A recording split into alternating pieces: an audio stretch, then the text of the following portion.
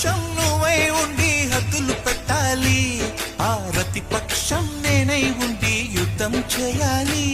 నా వలపు కిరీటం తలపైనే ధరించు, నీ చిలిపి ప్రతాపం నిలువెల్లా చూపించు, నీ చెనుకులకే వేస్తా నా ఓటు, నా చెమటలతో వేస్తా ఓటు.